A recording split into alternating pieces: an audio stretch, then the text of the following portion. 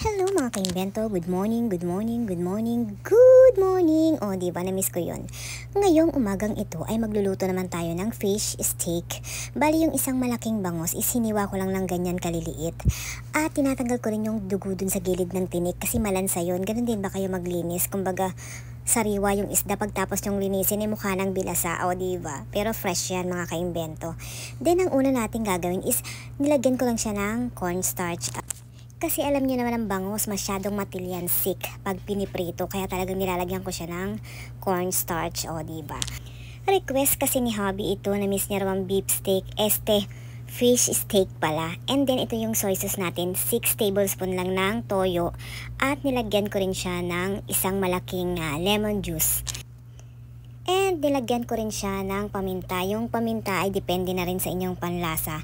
And dyan ko na rin inilagay ang 1 cup ng water. Pagsama-samahin lang yan, halu-haluin nyo lang. Yan ang ilalagay natin mamaya sa ating fish steak. Then yan, iset aside natin pag naprito na natin ang ating mga bangus. Yung ganyang prito ang gusto ko, medyo malutong-lutong. Gusto rin ni hubby kasi yung medyo crunchy ang ating bangus. Hindi natin kailangan tostahin. Yung sapat lang na maging golden brown.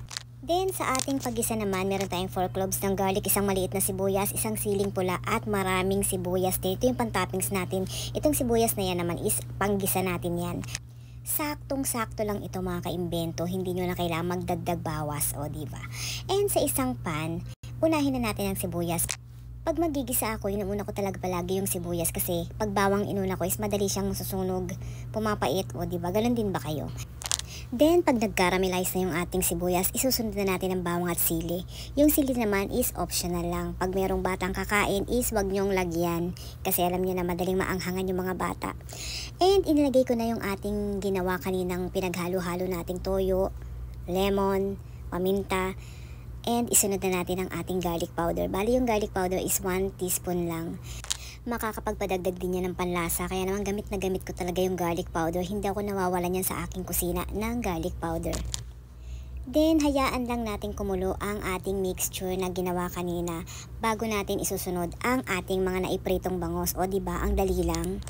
Ganyan lang ako gumawa ng fish steak, hindi masyadong matrabaho, easy lang, pero mga ka-imbento, saktong-sakto ang lasa niyan. Hindi nyo na kailangan magdagdag ng kung ano-anong pampalasa. Hindi rin ako kasi naglalagay ng mga betchin, ng mga magic na yan. Iyan lang isapat na.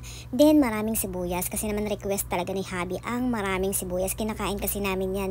And maganda rin yan sa katawan mga ka-imbento. At sa mga hindi pa po nakakapag-follow, please follow, like, and share. Love you!